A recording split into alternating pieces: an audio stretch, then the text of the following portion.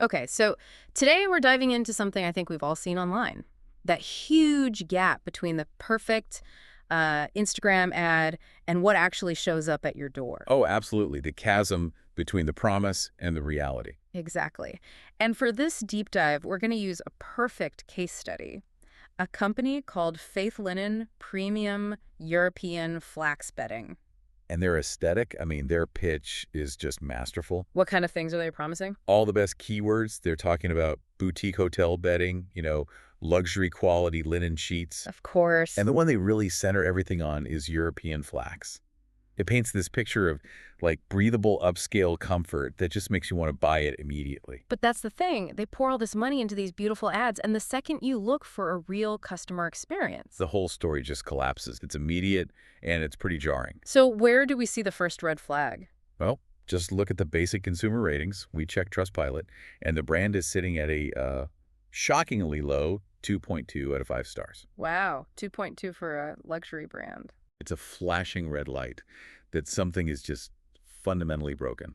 And I'm guessing the complaints aren't minor things. Not at all. They point to really a complete failure of operations.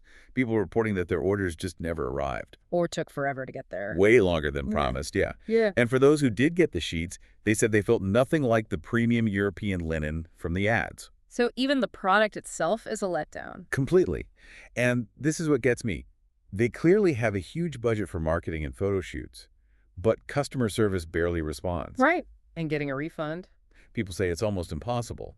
So you can afford a fancy ad campaign, but not one person to answer emails. That tells you everything about their priorities. It tells you they prioritize the sale, not the customer. So if the reviews are that bad, what about the digital forensics, the site itself? If the reviews are bad, the trust scores are even worse.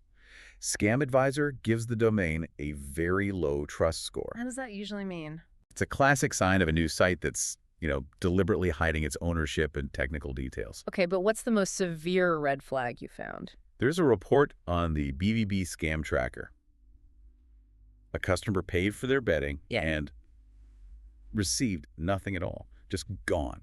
That's not just a bad review. That's a consumer protection group flagging them for potential fraud. Precisely. And this all connects back to the core marketing lie. The brand is built on this promise of European flax, Right? yet shipments are reportedly coming from China. So that whole boutique European illusion just completely falls apart the moment you get a tracking number. Exactly. It's a foundational deception. When you connect all these dots, this isn't just a one-off bad company. It's a pattern we're seeing everywhere now. It is. It's the unreliable dropship model hiding behind an overhyped, beautiful lifestyle aesthetic. All their energy goes into selling an idea, but the logistics, the quality, it's all an afterthought. So what does this mean for you, when you're shopping online? If you're still tempted by a brand like this, there is one key way to protect yourself. And that all comes down to how you pay. Absolutely. Always use a secure payment method. I'm talking PayPal or a credit card. Because they provide that critical layer of protection, the banks will fight for your refund. Let them handle the fight. You shouldn't have to. So we've taken a deep dive into Faith Linen, but we want to leave you with a more universal thought here. Yeah, think of these red flags as a universal checklist. The low trust scores, the hidden ownership, all the nightmares with delivery and refunds. So the next time you see a stunning ad for some new online luxury brand, Run that 5-point mental audit. yeah, Do it before you ever click that buy button.